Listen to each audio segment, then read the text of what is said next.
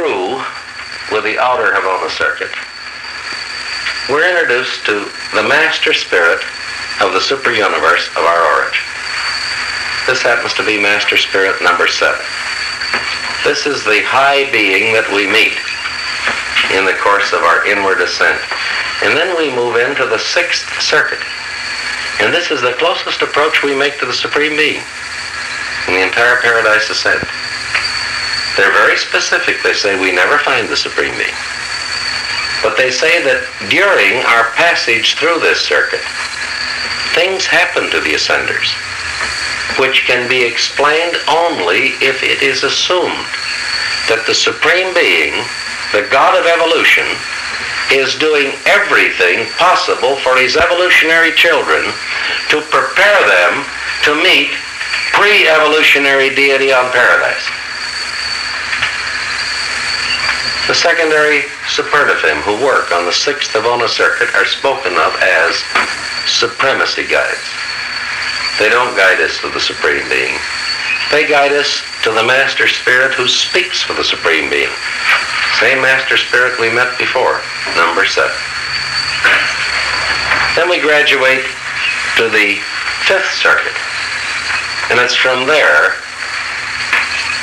that for the first time we attempt to find deity on Paradise.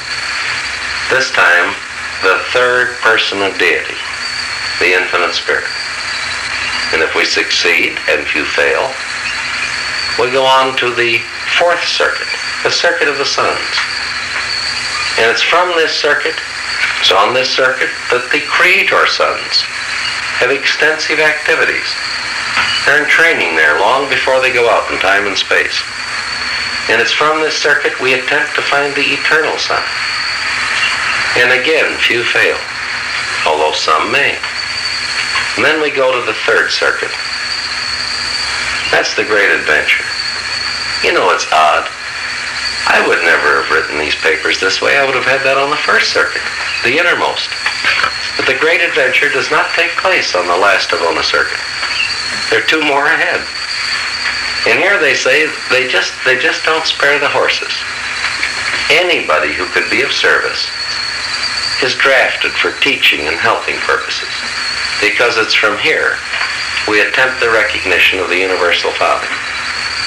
And if we succeed, the rest of it is formality. And if we fail, it's not a real failure, it's a delay. We always go back to a super-universe that has within it inherently that educational value which will ensure that we will never fail on the 2nd attempt. No ascension candidate ever fails twice. The educational regime may break down the first time, but when corrective reading is applied, Johnny always learns to read. They tell us that the 2nd and 1st circuits are anticlimactic. The great adventure is over. And they observe that many times people want to sort of reminisce and wish they could start back, you know, go through all the hell that we've been through, moan about, groan about, and so on. This is a quiet period. The tremendous stimulus of the adventure of time is over. And the forward urge of eternity is yet to be encountered. We're catching our breath. And then we have that terminal sleep in which we wake up on Paradise. And the papers point out that the reason we didn't go through it before is because we merely went to Paradise with a student's visa. Now we're going with residential status. And the transit is different. This time, when we wake up on the shores of Paradise, we wake up with citizenship status. And you'll recall we enter into the regime of the primary supernative. And they tell us it's kind of a shock getting used to Paradise society. Sure, we've met the Paradise citizens out in Havana as descending pilgrims, but holy smokes, we've got transcendentalers to meet on Paradise. You know, there's a mishmash of all 3 levels of the firehouse on Paradise. We need guides. we don't know our etiquette entirely. It takes directors of conduct, interpreters of ethics. There's nothing wrong with our motive, but our technique needs polishing. And finally, we pass through the hands of the masters of philosophy who discourse on the unknowables. And I say they don't explain them entirely, but we feel better about them. And then we attempt worship. I don't believe that we have any understanding of what paradise worship means to an ascending animal who's finally made the grade. Because the kind of worship we talk about down here is all too often associated with a hard pew and somebody using a holy tone, you know. I always get a twitch of nausea when I hear a holy tone. There's nothing wrong with it, I'm just not harness broken to it. I was going to say church broken. But there they say, worship exceeds the greatest pleasure we've ever known. So much so that it gets out of hand. And things have to be done to fix it so we aren't going to spend all eternity in worship. And then there comes a time when we stand in the receiving circle of the core of the finality. And for the first time we do business with one of the architects of the master universe, the senior architect, who administers to these mortal ascenders the Trinity Oath of Eternity. Think about that. The Trinity Oath of Eternity. This is forever. And now we've made it. Now do we rest on our laurels? The paper says, and now the finaliter is face to face with the challenge of God the ultimate. We've taken note of the life in Havona, and we observe that it extends all the way from finite realities up to absolute realities, with touching all intervening points. Havona, then, is a perfect expression of all levels of reality. So in our concept of the fourth level of total deity function, we encounter the first departure from absolute reality. Because in the creative expression of Havona, and in the subsequent creative expressions of deity in the post-Havona universes, we have realities which are less than absolute. I think that's maybe why the universal absolute, which is deity, that is deity. Better, that's a perfect word. That can be either way. It's in the creative expression of deity that we arrive at our firehouse. Now, the Universal Father, by virtue of becoming Father of the Son and with him Parent of the Spirit, has fully expressed that which is personalizable in existential deity, eternal deity, absolute deity. And now, in time, the Universal Father is engaged in an effort to duplicate experientially what he's done existentially, which is to say, to personalize 3 additional experiential deities. Question. Did the absonite precede the finite or follow it? Did the transcendental level precede the appearance of finite reality, or did it follow the appearance of finite reality? The papers neatly dodge the question by referring to the transcendental level as a pre-echo of the finite. It's both before and after the finite. In a sense, in the planning sense, it must be before. In the consummational sense, it must be after. I like that term, pre-echo. As we consider the evolutional level of deity, we are up against the concept of God the sevenfold. And I think we ought to take two looks at God the sevenfold, because here we have the active function of deity at any time in time and space. The first presentation of God the sevenfold is found on page 11. Expect we have here a principle of deity which will continue to operate throughout all future time, but not necessarily in this exact form. One of the things we'll consider is a possible evolution of God the sevenfold. We know, for example, there are two kinds of creator sons. Creator sons and master sons, right? Well, we'll examine. The minute we get into outer space, we're going to go on quite a long voyage today. We'll discover that there may be more than two kinds of creator sons, differentiated by experience, just as thought adjusters are differentiated by experience. We'll consider different kinds of creative spirits. They may be different too. You see, God the sevenfold implies not only activities in the realm of divinity, but activities in the realm of equilibrium, of mass.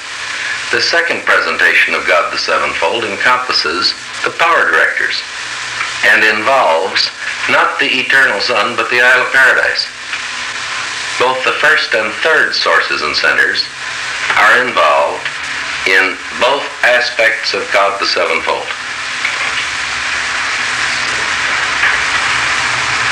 The motions of time and space get this darn thing stabilized, as Havona is stabilized.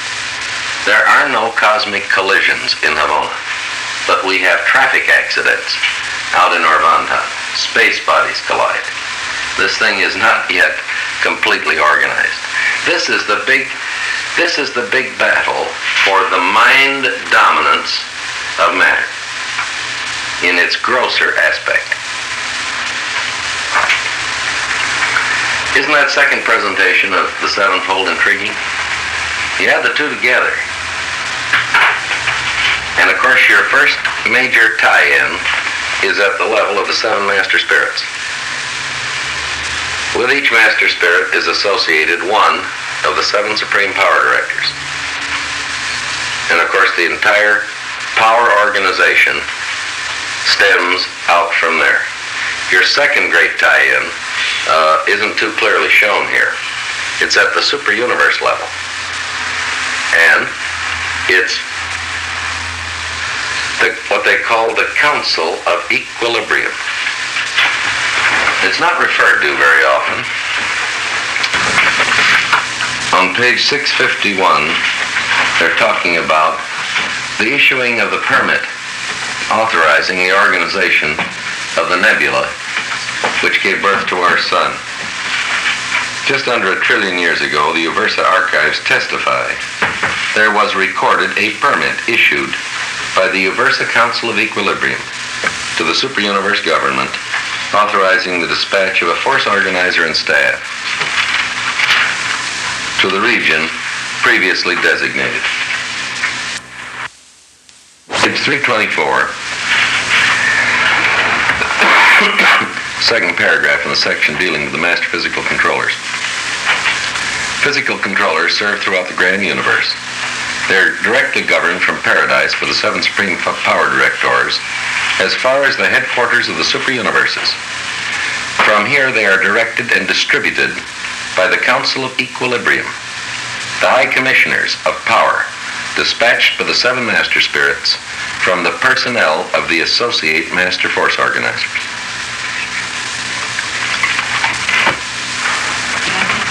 Well, let's look at them right now. There's some right after this one you were reading. Yes, they're empowered to read the meters of the master Farandalanks. Page 328, the last paragraph heading is discusses the Farandalanks. they're living barometers. And since they're the joint creation of all three orders of the two force organizers and the power directors, they can accurately register all forms of physical energy. You'll recall that there are 30 forms of physical energy, of which the power directors are able fully to control only 21. They have partial control over 6 more, but they can't touch the last 3 at all. You can't say that the Supreme Being dominates the evolutionary level of total deity action, because the Supreme Being isn't completely here. But a Creator Son is. The constituent parts, the active time-space parts of God the Sevenfold are really here. The 7 Master Spirits are existent. The 21 Ancients of Days are existent. And when a Creator Son is commissioned, well, he's not a Master Son, he is a Creator Son. He is in process of evolving, as also is his creative consort. But they're here, they're real, they do things. The time-space level embraces the sub-absolute members of God the Sevenfold. Master Spirits, Ancients of Days, Creator Sons. And when I say Creator Sons, I imply Creative Spirit also. You can't think of one without the other. And the papers give us a collective name for these 3 groups. They speak of them as the Supreme Creators. The second grouping in God the Sevenfold, obviously, are the 3 paradise deities, Father, Son, and Spirit. And the remaining member of God the Sevenfold is the evolving Supreme Being. He is the midpoint of God the Sevenfold. And his evolution is consummated by the completed cooperation of the Supreme Creators on the one hand and the paradise deities on the other. And that cooperation has reached its limit just once, and as pertains to just one thing, and that was cosmic intelligence. When the 7 Master Spirits, the senior members of the Supreme Creators, completely exhausted their powers of collaborating with paradise deity in the production of reflective spirits, the evolution of the Supreme Being was complete as concerns that one phase of the grand universe. And that's why he could function as a creator. And that's why he's only functioned once as a creator, because it is with regard to reflectivity only that there is no further room for growth and collaboration. And incidentally, when the Supreme Being functioned as a creator, where did the response take place? In the Deity Absolute. And I think that the broker was the ultimate. I think that the broker who operated between the Supreme and the Deity Absolute was the ultimate. I don't think you get from the first floor to the third floor without going through the second floor. Get there this afternoon. Where in the papers does it speak of some kind of a relationship which would permit of an interaction between the Supreme, the ultimate, and the Absolute? Just one place in these papers. Trinity of Trinities has functioned. Now, how can this be? Page 1291. Discussing here the relationships which exist at the ceiling of the first floor. You're still in time, but you're getting awful close to the transcendence of time. I don't believe the nucleus expands outward beyond the grand universe. It remains the nucleus of the grand universe, and these 4 outer space levels represent the development of the absonite level of experiential growth.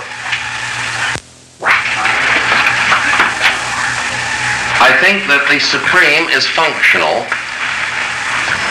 throughout these levels. And I think that's why we run into the number 10 in the number of architects assigned to these levels. And let's take a good look at what these 4 outer space levels are going to be like. They are not going to have within them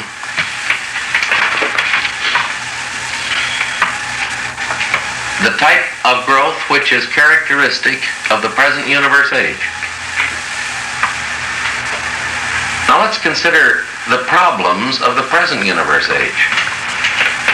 In order to have our kind of growth, you have to put up with critters like us. With war and murder and crime and all that sort of thing. In short, the early stages of planetary growth are something of a stinking mess, aren't they? On all normal worlds, the pre-planetary prince era is a bloody one, isn't it?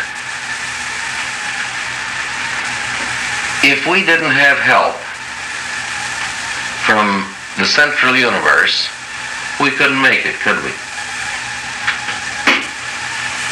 We are dependent on help, whether it's a divine counselor writing a paper, whether it's Michael bestowing himself, whether it is the living ladder of descending personalities on which we climb.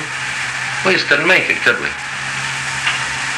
We desperately need help coming out from a perfect universe to help us get over this imperfection.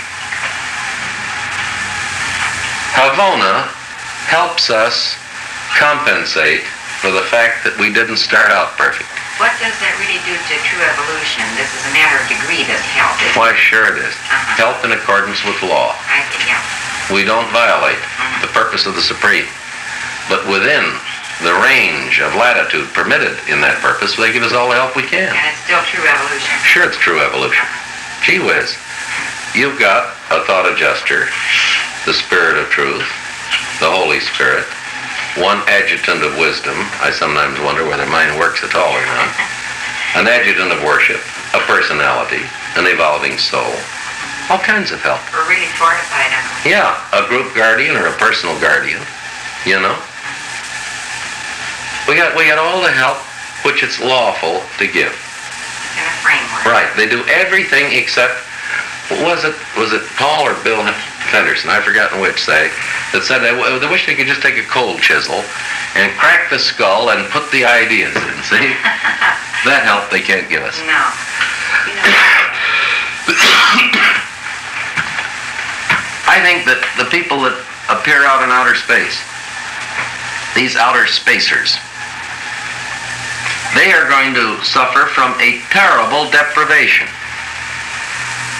They cannot participate in the growth of the Supreme. It's done. It's finished. they won't be evolution. Not in any way that we know. Maybe other ways.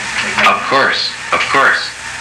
It's our job to go out there and compensate them in terms of this terrible deficiency. But if you're going to have the Supreme Being completed and functional, you can't have him keep on growing, can you? You just don't have your druthers there.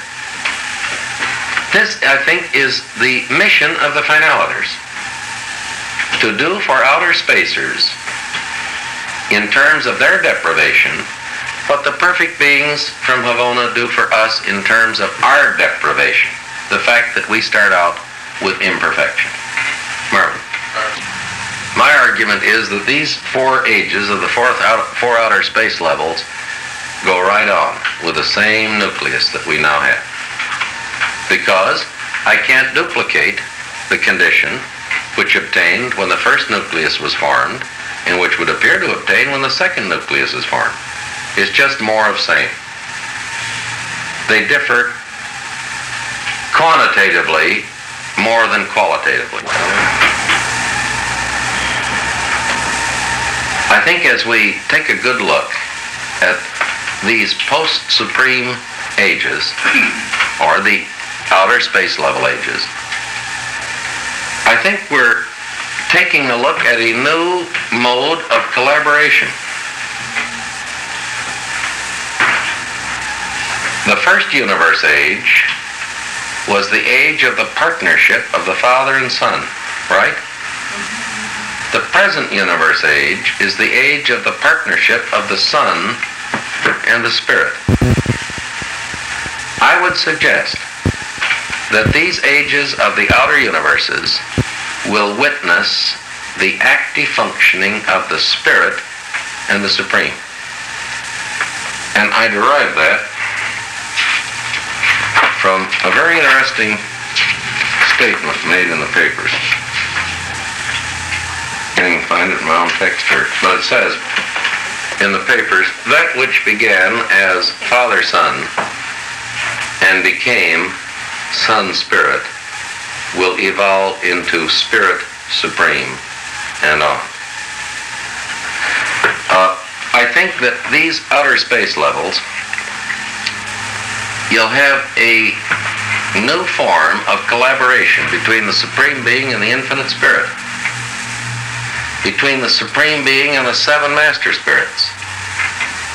And I think you will have the active functioning of 700,000 creative trios in the first outer space level, consisting of the Creator Son, Creative Spirit union in association with some trinitized expression of creative supremacy. You see, what a Creator Son and a Creative Spirit can do initially is merely express paradise perfection. But when a Creator Son has 7 times bestowed himself and has gone through all the tremendous experience of producing and perfecting a local universe, and when his creative associate has completed this lateral evolution from a pre-personal being to a personal being and has personally participated with the Son in this local universe, these folks are experiential now, aren't they? As well as embodying paradise perfection. And if they trinitize, they're going to trinitize what they've got on the ball. And they've got not only the perfection of paradise on the ball, they have got experiential realities on the ball. Michael of Nebadon is still a carpenter. The human nature of Jesus of Nazareth is a part of the eternal nature of Michael of Nebadon. And believe me, that's experience. There's a touch of humanity in what they will trinitize, because there's a touch of humanity in Michael today. This will be an expression of experiential supremacy, I think. We'll now see what we can do about getting to the 7th level of total deity function. We established pretty well that as Havona is the nucleus of the grand universe, so the perfected grand universe similarly serves as the nucleus of the master universe. We observed that a nuclear universe forms whenever a trinity forms. The appearance of Havona was associated with the appearance of the Paradise Trinity. Before Havona, there can be no Trinity, because before Havona there is no infinite spirit, and without the infinite spirit you don't have a Trinity.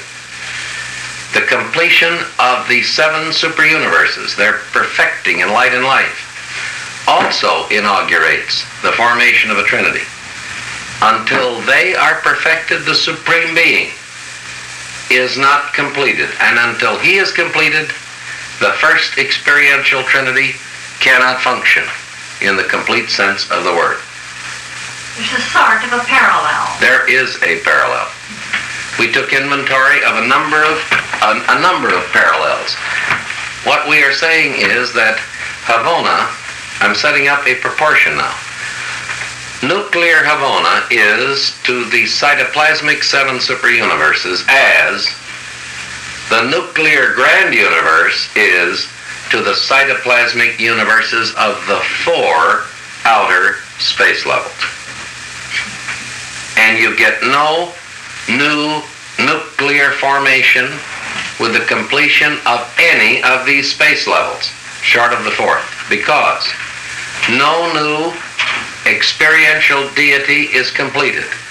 And the second experiential trinity will not form fully until God the Ultimate has completed his growth. Now is, let's take a look. We are now exploring the 6th level of total deity function, and we are beginning to develop the 7th.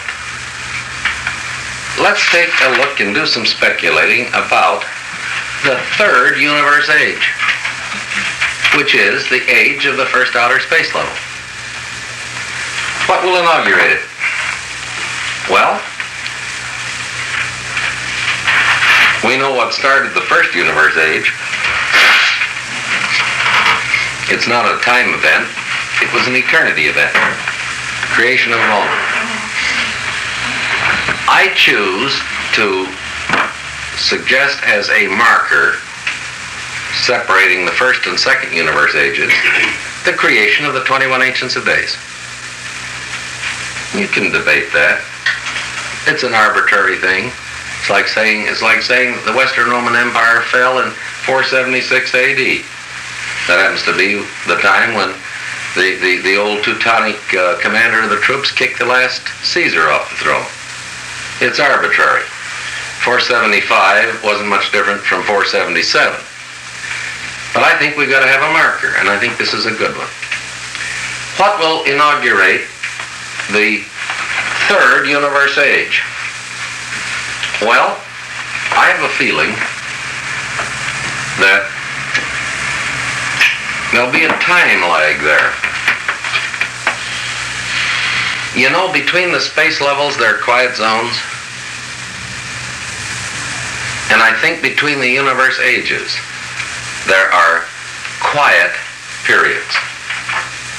I don't think age 3 will get under full blast immediately. Age 2 ends. I think there's a twilight period. I think the 2nd universe age will end with the appearance of the Supreme Being.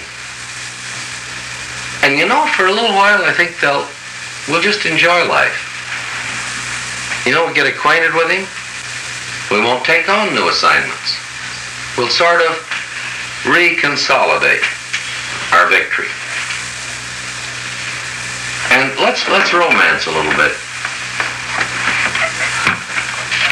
I can see during this quiet period, we're really, it's the postlude of the 2nd universe age. Or you could say it is the prelude of the 3rd universe age. I can see little by little a trickling of the finaliter companies into paradise. No great inward surging. Just one by one, they are moved in.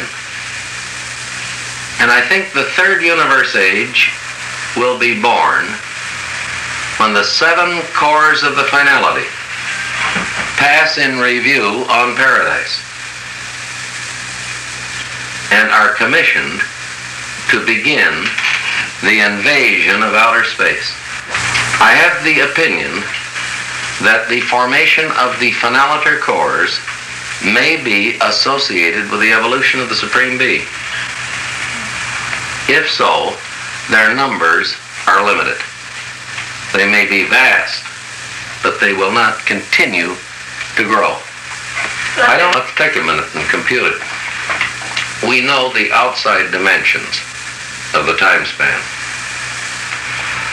The papers tell us that natives from our superuniverse have become mighty messengers. Then how old are the oldest inhabited worlds in Nebadon? We know that one too. They are around 200 billion years old. Does it take that long to get to paradise? We don't know. We know it can be done within that length of time. But let's just take one unit. Let's take Havana. Dorothy, you're going to Europe pretty soon. If you had unlimited means and pleasant companionship, how long would you like to spend exploring this world? You're in good physical health now. No aches, no pains, lots of money, and people, you know, that you like to be with. As long as it's possible, they couldn't. Would a century be too long? Without getting homesick? Without getting... Well, you come back home, too, you know. Oh, no, it's How long would you like to spend just batting around? Coming home and maybe spending a year and then taking another trip? I don't know, just the rest of my life. You know, I'm very literal the rest of my life when they say 100 years. Well, let me ask, would you get bored in 100 years, do you think? No. All right. Don't you imagine each world in Havana is much more exciting than this world? Certainly. And we're told that no matter how many you've seen, you're completely unprepared for the next one. If you spent 100 years on each Havana world, that would be 100 billion years going through Havana. Are we allowed to take that time? Once you get to Havana, time isn't of any more consequence. It is prior to that time. When you have a feeling that it may take a couple of 100 billion years to get to paradise. I have a feeling that we aren't going to want to get there any sooner.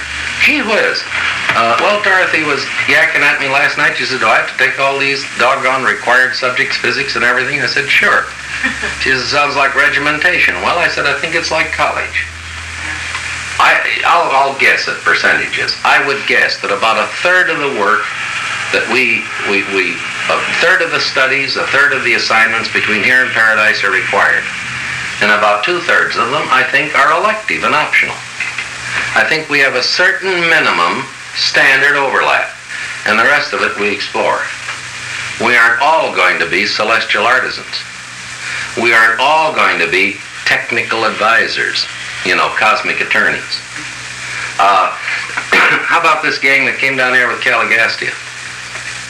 They took a side trip, which if it hadn't been for the Lucifer Rebellion, could well have lasted 500,000 years. How about Andon and Fonda? They've never gotten away from the mansion worlds. They petitioned, it was granted. They're greeter gauze up there, welcoming their progeny from this world. People up there, I don't think is anything like going to school down here.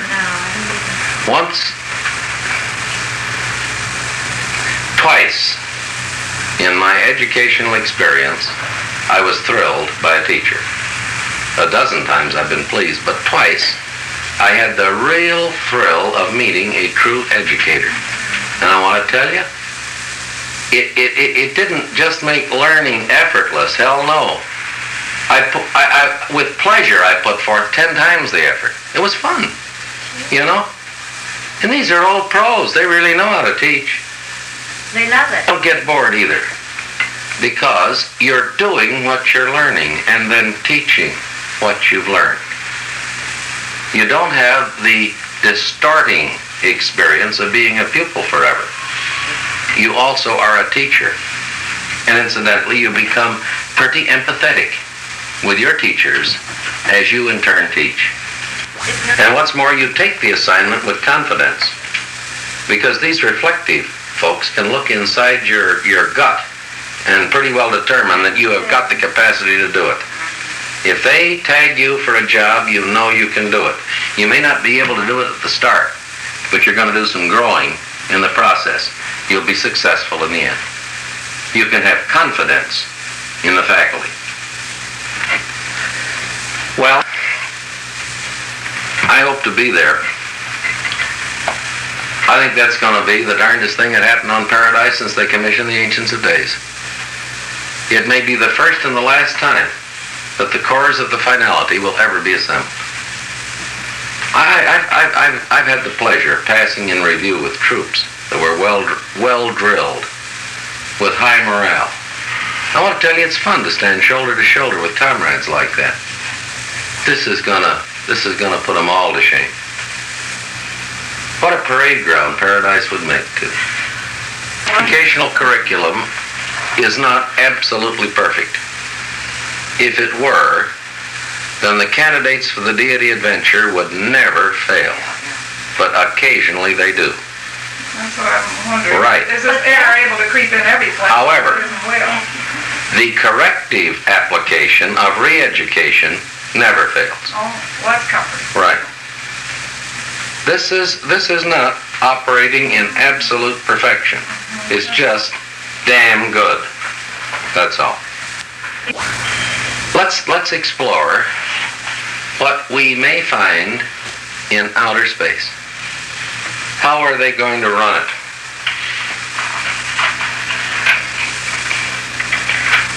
In the first place, the grand universe is going to change.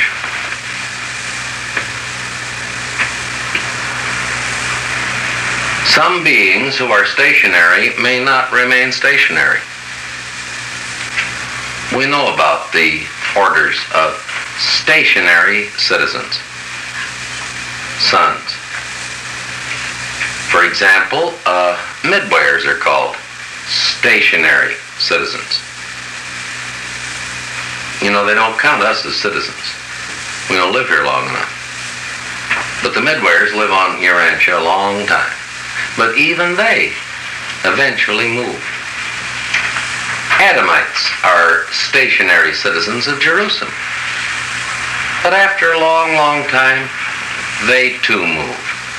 A very few are commissioned as planetary atoms. Some serve as non-reproducing assistants to planetary atoms in the era of light and life. Some finally get permission to start the paradise journey direct from Jerusalem. There are natives of the Father's worlds. Havona has its natives. Paradise has two kinds of citizens. Those who were born there, and a just or fused descenders who lack planetary experience. Status is going to change at the end of the present universe age. Creatures who trinitized, a creature trinitized sun, and who experience spiritual biunification. What does that mean? Don't ask me. I merely quote the word. Their status may change at the end of the present universe age. Listen, there are 1 billion universal sensors in Havona, one on each world. They haven't had a doggone thing to do since they were created. They're there, probably in anticipation of the needs of a future universe age.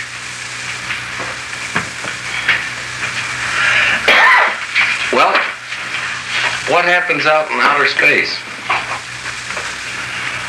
First of all, we've got two trinities acting and interacting. We've got the Paradise Trinity functioning in functional relationship to the first experiential Trinity. Secondly, we've got the Supreme Being functioning as the sovereign of the grand universe and as a super almighty functioning in outer space. I think the seven master spirits will still be functioning. Whether they'll operate in connection with the seven super universes or not, I don't know. But I'm sure they'll be operative in outer space. Remember, these master spirits are not only supreme, they're also ultimate expressions of deity.